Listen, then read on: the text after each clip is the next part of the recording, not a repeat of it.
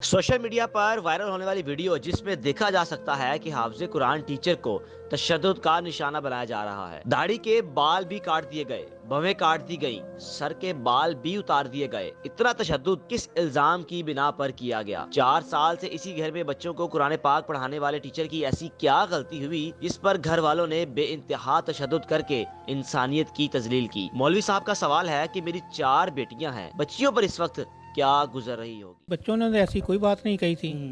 मेरे सामने तो कोई बात नहीं की, लेकिन बाद में घर वालों के साथ की होगी बात, जिसकी वजह से मुझे ये सिलसिला मेरे साथ हुआ, मामला हुआ है। ये वाकया हुआ कितने मैंने कि जुमेरात को हुआ था, जुमे को हुआ था? जो वाक़ा जो मैंने बच्चे के साथ मारपीट का किया वो पीर वाले दिन का था। दूसरे दिन भी मैं मंगल को भी गया पढ़ाने के लिए और बुध को भी गया हूँ। पीर जुमेरात वाले दिन उन्होंने कहा मैं गया हूँ तो कहने लगे कि बच्चों के पेपर हैं तो इसलिए आप छुट्टी कर लें। अच्छा।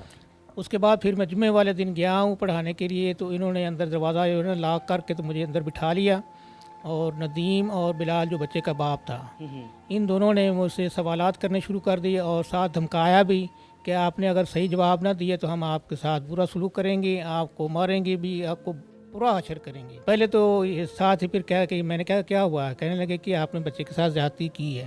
तो मैंने कहा कि नहीं, बस इतना कहने की देर थी कि मुझ पर इन्होंने तशद्दुद करना शुरू कर दिया। डंडों से मारा, मुक्कों से मारा, थप्पड़ भी मारे मेरे।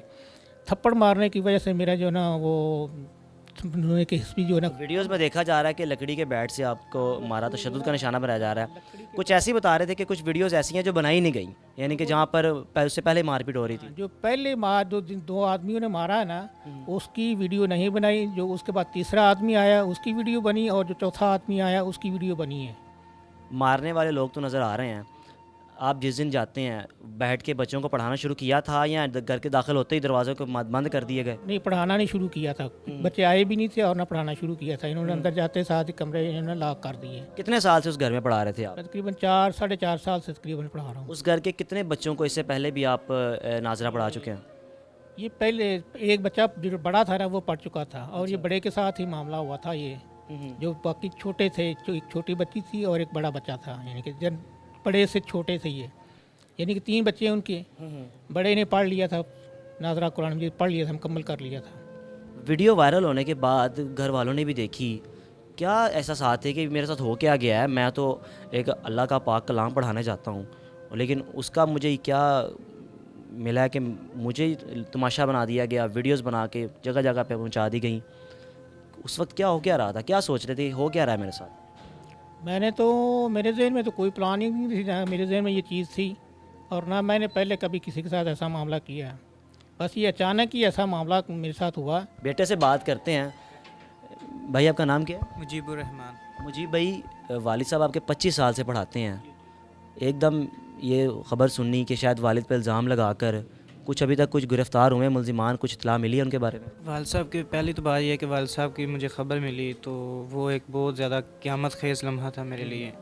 मुझे जब छोड़ने आए घर में बाहर ही थे, घर के इंतज़ार कर रहा था मैं, मुझे पता चल गया था बाहर से। तो जब आपको किसी ने कॉल की थी ये मामला हो चुका है? मुझे जहाँ पे ये पढ़ाते थे उधर से मुझे उन्होंने दूसरे ट्यूशन वालों को बुलाया कि आपके घर ये पढ़ाते हैं, हमने आपके घर से निकलते जाते देखा है कि आपके बच्चों को। उन्होंने कहा जी। तो उन्होंने फिर मुझे कॉल की, वो मुझे जानते थे, तो उन्होंने कहा आपके वालिद साहब के साथ ये मामला। पहले तो मेरा जो उनसा दिमाग है ये डिसाइड करने को तैयार ही नहीं था कि नहीं ऐसा बिल्कुल नहीं हो सकता, क्योंकि एक अरसा दराज से कम 20-25 साल से ये पढ़ा रहे हैं। कोई आज तक रिकॉर्ड नहीं है हमारा कि पीछे भी कुछ, आखिर जवानी है, जवानी में बंदा ये काम करता है। अभी 50-51 साल उम्र हो गई इनकी। शुगर के पेशेंट हैं, इंसुलिन भी लगती है इनको। मैं फिर वो जब मुझे रिसीव हुए तो वो एक बहुत क़यामत ख़ेज़ लम्हा था। तो उन्होंने फिर वाल साहब को लेकर गए, पुलिस वाले आए, कोई आधे घंटे पौने घंटे के बाद आए कि हमें वीडियो मसूल हुई है। तो वो पुलिस वाला बता के नहीं था आया, वो कहते हम मीडिया वाले हैं। जब मुझे कॉल आई घर में तो हम मीडिया वाले हैं, मैंने कहा ठीक है, पता नहीं क्या करने आ रहे हैं क्या नहीं। तो मैंने उन्हें कहा जी हमारा इधर घर है तो आ जाएँ आप। जब वो आए तो मैंने देखा कि वो पुलिस वाले थे कोट ख्वाजा सिद्ध हॉस्पिटल के पास। उन्होंने मुझे बिठाया, घर ले आए। उन्होंने कहा जी कहाँ पे हैं आपके वालिद साहब? تو ایک پولیس وین تھی اور 2 بائک تھے, ایک سول وردی میں تھے, 2 موٹر سائیکلوں پہ نا, ایک موٹر سائیکل پہ 2 آدمی. وہ مجھے کہتے ہیں جی آپ کے والد صاحب کدھر ہیں؟ میں نے کہا والد صاحب تو اوپر ہیں, ان کو بلائیں. میں نے ابھی موبائل نکالا ہی تھا کہ اپنی والدہ کو کال کروں کہ والد صاحب کو نیچے بھیجیں, تو ایسے نا پولیس آئی ہے تو وہ تفتیش کرنا چاہیے. اتنے میں پولیس والے نے صبر نہیں کیا, سیدھا اوپر چلے گئے. لیڈیز کانسٹیبل کوئی ساتھ نہیں تھی ان کی اوپر, یعنی کہ ٹوٹل خواتین ہی تھی. تو میں ان کو روکتا رہا ہوں کہ خدا را اوپر نہ جائیں, پردے والا گھر ہے, آپ کی مہربانی ہے. تو میں پیچھے بھاگتا رہا ہوں ان کے. جب میں نے ان کو پیچھے جا کے دیکھا والد صاحب لیٹے ہوئے تھے, دروازہ بند تھا, تو اس نے ایک دم سے دروازہ کھولا, نوک بھی نہیں کیا اس نے. اندر پتہ نہیں میری سسٹر کس حالت میں بیٹھی ہوں گی یا کس حالت میں نہیں, میں کچھ بیان نہیں کر سکتا. والد صاحب لیٹے ہوئے تھے, انہوں نے پکڑ کے ایسے اٹھایا 4 بھائی سے اور لے کے چلتے بنے نیچے.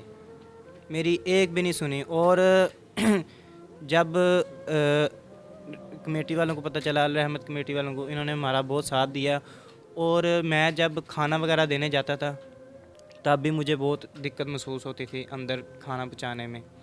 تو جب یہ لے کے جانا تھا ان کو, انہوں نے یعنی کہ آگے جیل میں بھیجنا, تب صبح سیف اللہ نیازی صاحب نے مجھے اور میری والدہ کو ایک دھکے دینے والا صاحب ہے کہ انہوں نے کہا دفعہ جو نکل جو آپ, کیونکہ ان کے بندے نے ہمارے سے پیسے کھائے تھے. کتنے دن آپ کے والد صاحب کو جیل میں رکھا ہونا؟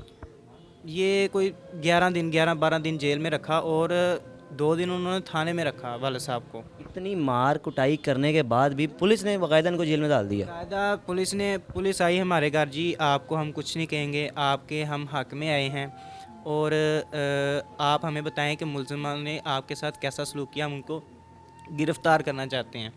تو وہ ہمیں لے کر گئے باقاعدہ اس کے کہ ہمارے بیان پہ ہمیں مدعی بناتے, ہماری ایف آئی آر, ہم کا بیان سن کے ان کے اوپر ایف آئی آر کرتے, بجائے اس کے کو پولیس خود مدعی بن گئی کہ ہم ادھر سے بھی پیسے کھائیں گے, ادھر سے بھی پیسے کھائیں گے. ہم تو غریب غربا لوگ ہیں کہ ہم اتنا افورڈ نہیں تھے کر سکتے.